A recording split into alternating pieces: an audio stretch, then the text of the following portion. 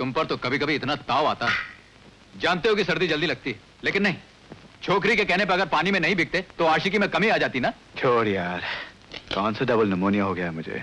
बेटा ये बरसात में ताक दिना दिन यूं ही चालू रही तो एक दिन डबल निमोनिया भी हो जाएगा, समझे? अरे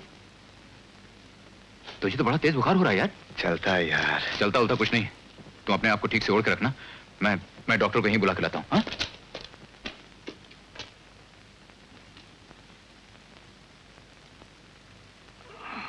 ओ मास्टर जी, हमें यार मोहन, ओ अहमद, हमें अहमद, ओ मोहन, अरे मोहन, मास्टर जी, हीरो, क्या बात है? अरे यार मोहन, क्या हुआ? वो मास्टर जी की लड़की है ना, वो यार वो क्या हुआ शामली को?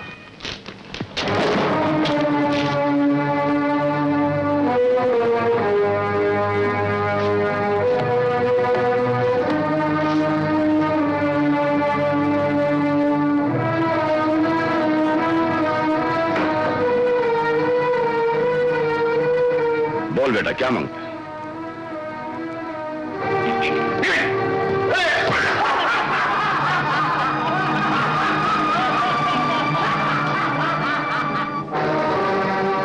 बोल बेटा बोल, और क्या मांगता तेरे को?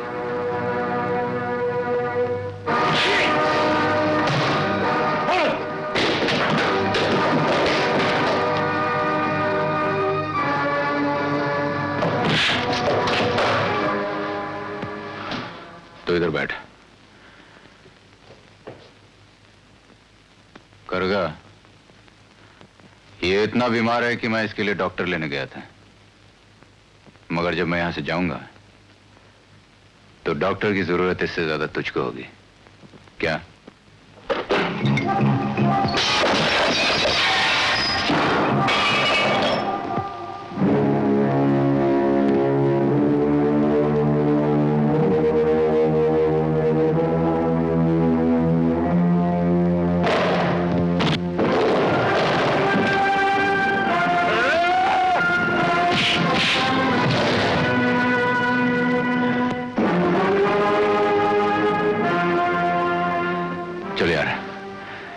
इसके लिए इतना काफी है। जब ये होश में आए तो इसे कह देना कि उस लड़की के पास दो आंखें नहीं लेकिन दो भाई जरूर हैं, याद रखे। चलो। 3 दिन से तुम आई नहीं, मैंने सोचा शायद म्यूजिक स्कूल में देर हो जाती होगी। आज म्यूजिक स्कूल गया तो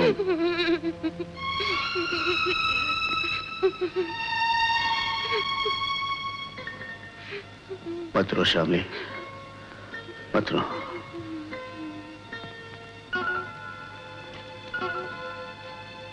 जो हुआ मैं जानता हूं।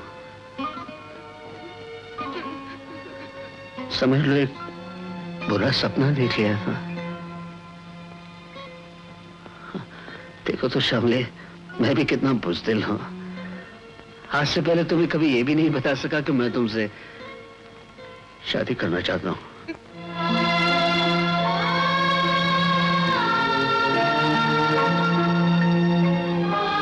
आज यही बात मैं तुम्हारे बाबा से करने आया हूं, अगर तुम इजाजत दो।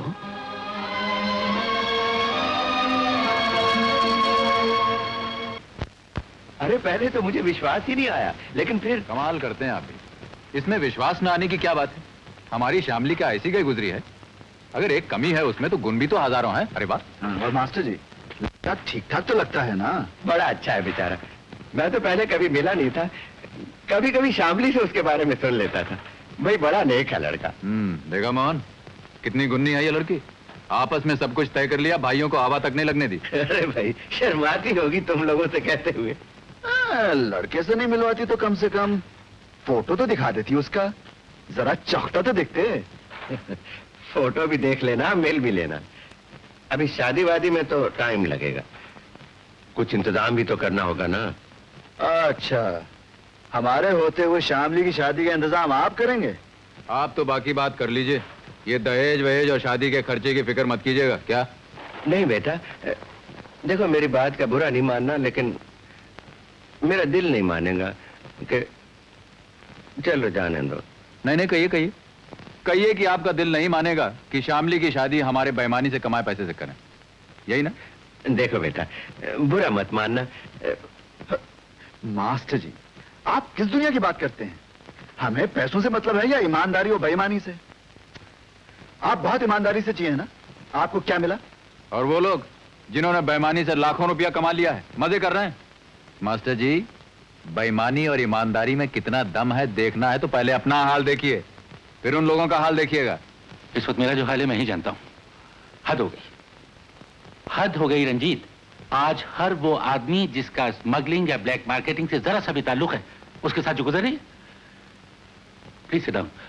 तुम मानोगे मेरी बात, मैं 3 दिन से सोया नहीं हूं। सर आपने लेटर सुना? क्या? आज सेठ मानिक चांद के गोदामों पर रेड पड़ गया। अरे बेचारे ने 15 रोज पहले 1.5 लाख का गेहूं गोदाम में बंद किया था कि कीमत बढ़ेगी तो बेचेंगे।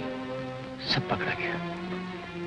ओफो, मैं तो ये सब खबरें सुन सुनकर बहुत घबरा रहा हूं भाई। देखो रंजीत, ये सब जो ब्लैक की फाइल्स है ना, और भी जैसे पेपर से उन्हें कहीं मेरा मतलब है किसी जगह पर एहतियात से रखवा दो। कोई भरोसा नहीं कब रेड हो जाए। आप बेफिक्र रहिए सर, मैं ये सब फाइलें बिल्कुल सेफ जगह पर रख दूंगा।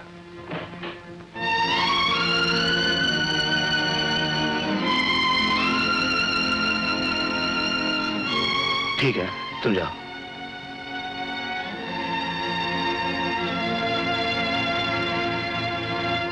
मैं जो कह रहा हूं उसे गौर से सुनो। सारे के सारे गोदाम आज खाली हो जाने चाहिए। वो सब मेरे नाम पर हैं। कोई भी कॉम्प्लिकेशन हो सकता है। हाँ, आज क्या आज। देख रहे हो क्या हो रहा है? देख रहा हूं और देख के दुख हो रहा है। चलो, तुम्हें दुख तो हुआ, मैं तो समझता तुम्हें कोई फिक्र ही नहीं होगी। आपकी फिक्र अगर मुझे नहीं तो और किसको होगी डैडी? मुझे दुख है डैडी।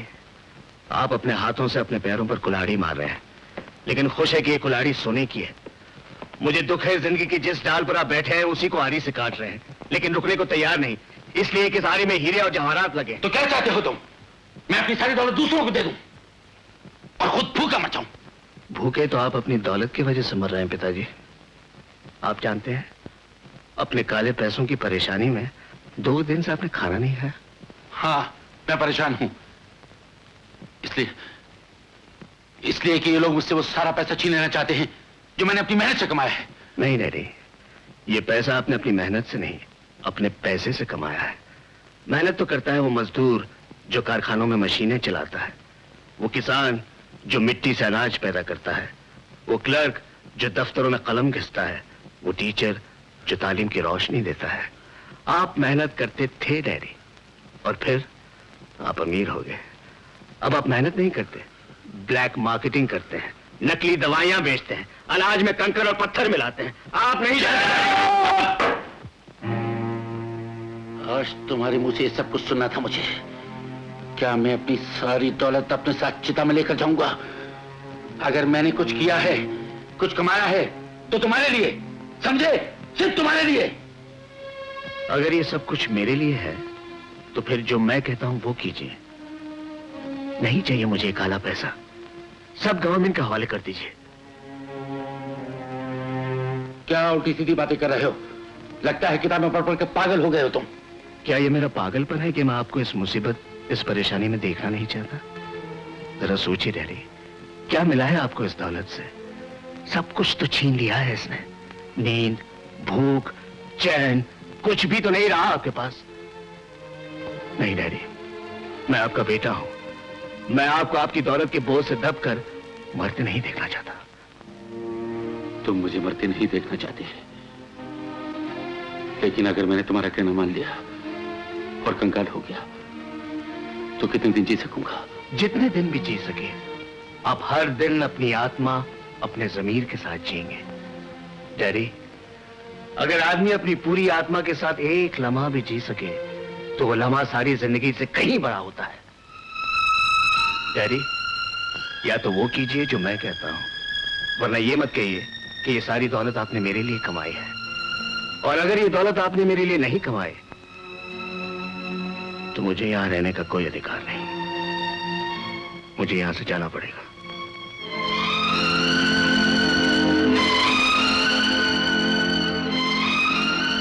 आपकी खामोशी ने मुझे आपका जवाब दे दिया है।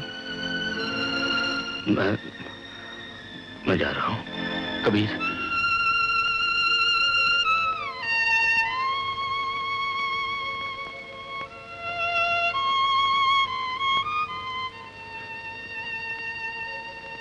आज बहुत दिनों बाद तुझे गौर से देख रहा हूं। जिंदगी ने कभी इतनी मोहलत ही नहीं दी कि देख सकूं मेरा बेटा कितना बड़ा हो गया है, कितना समझदार, कितना, लेकिन जिद्दी तो आज भी वैसा ही है। शादी बचपन में तो जरा सी बात पर मचल जाता था, और जब तक जिद पूरी ना हो। पर बेटी, मुझे घमंड है कि मैंने तेरी हर जिद पूरी की। आज भी मैं अपने घमंड को टूटने नहीं दूंगा। मैं तेरी ये जिद भी पूरी करूंगा। अब तो खुश है डैडी? हाँ बेटे, लेकिन बेटे मुझे छोड़कर जाने की बात फिर कभी मत करना।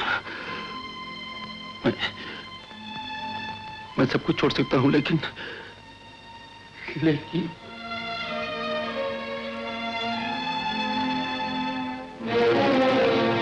सेठ जमुनादास अपने सारे काले पैसे और काले धंधे का हिसाब हुकूमत के हवाले कर देगा।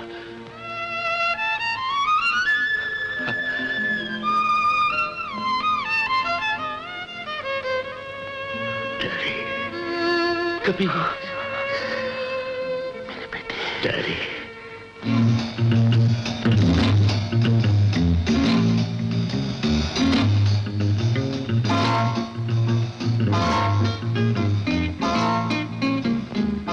ये फाइलें गवर्नमेंट तक नहीं पहुंचनी चाहिए रंजीत।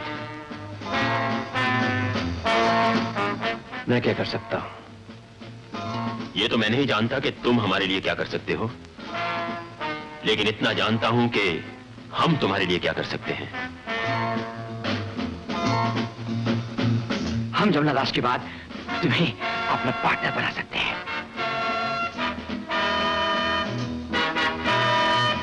ठीक है, आप लोगों ने मुझे पार्टनरशिप ऑफर की है, अब कुछ करना मेरा भी फर्ज हो जाता है। वैसे एक बात और बता दूं, मुसीबत की असली जड़ जमुना दास नहीं, उसका बेटा है। राजा साहब, आज रात आपकी पार्टी में उन दोनों का आना बहुत जरूरी है।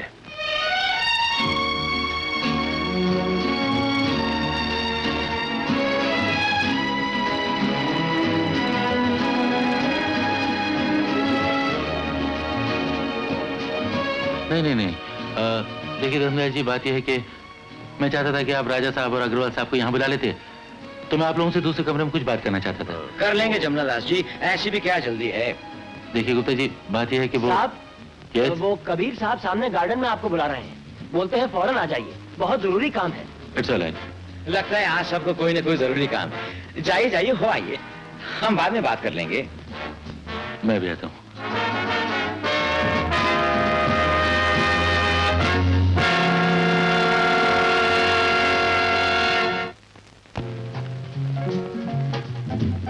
कबीर,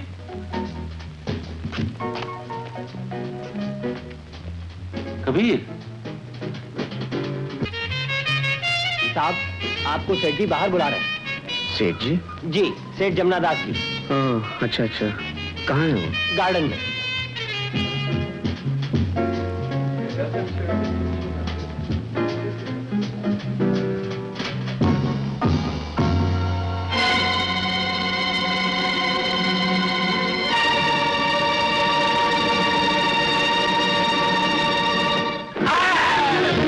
डैडी,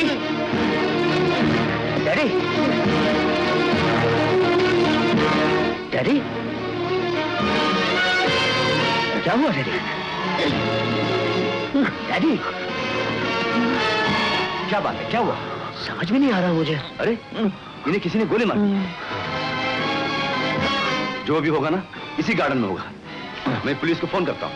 और सुनो, तुम ये रिवॉल्वर रखो और कोई भी दिखाई दे भागने मत देना। ले रखो अपने पास। डैडी, आप फिक्र मत कीजिए, मैं हूं।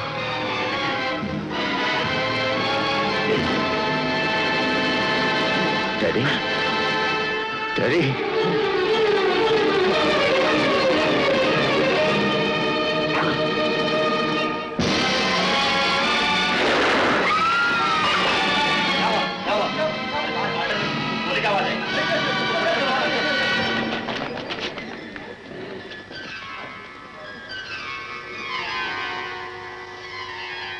अरे सेठ जमुना दास, कबीर, ये तुमने क्या किया? जी, तुमने खून करते वक्त ये भी न सोचा कि ये तुम्हारा बाप है। ये क्या बकवास कर रहे हो तुम लोग?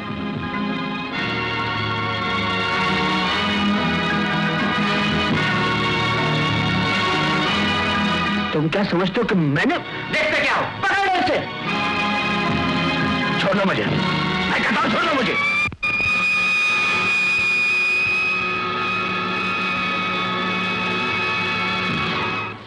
किशोरी लाल है ना? वो मिला था। उससे कोई पूछ रहा था। 2 गवाहों के लिए किशोरी लाल ने उसे हम दोनों के नाम दे दिए। चलो फर्स्ट क्लास।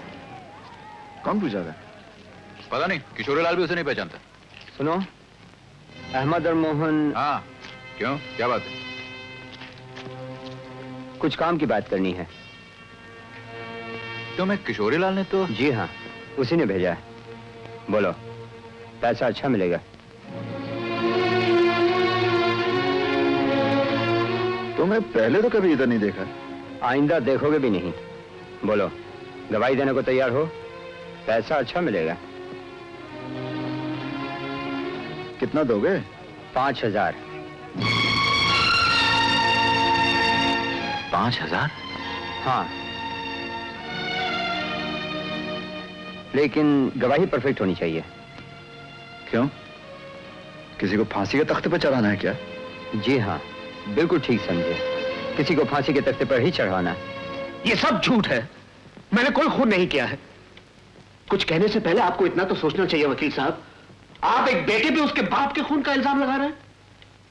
ये तो मुमकिन है मिस्टर कबीर कि एक बेटा अपने बाप का खून कर दे, लेकिन यह मुमकिन नहीं कि हम आपकी दिलचस्प और मनगढ़ंत कहानियों पर यकीन कर लें। I object my Lord. मेरे फाजिल दोस्त जिसे मनगढ़ंत कहानी कह रहे हैं, उसे झूठ साबित करने के लिए इनके पास ना कोई सबूत है ना कोई गवाह। जनाब, मेरे पहले गवाह हैं मोहन कुमार सक्सेना।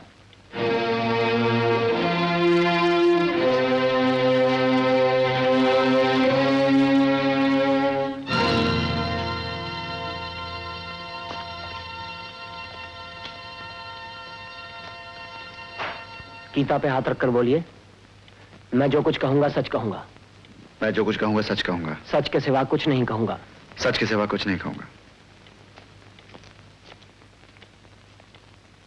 मिस्टर मोहन, आप क्या करते हैं? जी, मैं ठेला चलाता हूं। मिस्टर मोहन, आज से पहले आपने इन साहब को कभी देखा है? जी हाँ। क्या आप अदालत को बता सकते हैं कि आपने मिस्टर कबीर को कब, कहां और कैसे देखा? जी हाँ। सरकार, मैं और मेरा दोस्त अहमद 22 अक्टूबर की रात कुछ 10:30 बजे जू से आ रहे थे कि हमने देखा एक बंगले में जगमग रोशनी हो रही है। कंपाउंड की वॉल से हमने झांक कर देखा। आपने कंपाउंड की वॉल से झांक कर क्यों देखा? वकील साहब, हम गरीब लोग हैं। रोशनियों और म्यूजिक की आवाज से हम समझे कि अंदर बड़े आदमियों की पार्टी हो रही है। कभी कभी इंसान जो पा नहीं सकता उसे देखकर ही खुश हो जाता है सरकार। अच्छा, तो दीवार की दूसरी तरफ क्या देखा आपने? जी, मैं और मेरे दोस्त ने देखा एक साहब जिनकी उम्र 50-55 बरस की होगी, बंगले से बाहर निकलकर बाग में टहलने लगे। कुछ देर बाद बंगले से एक आदमी और निकला और साहब की तरफ गया, लेकिन साहब ने उस आदमी को नहीं देखा क्योंकि साहब की पीठ थी। वो आदमी साहब के करीब पहुंचा और उस आदमी ने अपनी जेब से पिस्तौल निकाली। साहब पलटे और उस आदमी ने साहब पर गोली चला दी। जज साहब, हम छोटे आदमी हैं, डर गए और देखते ही वहां से भाग निकले। जिसे तुमने और तुम्हारे दोस्त अहमद ने खून करते हुए देखा है, क्या उस आदमी को तुम पहचान सकते हो? जी हाँ, मैंने अपनी आंखों से जिस आदमी को खून करते हुए देखा है वो कोई और नहीं, यह है।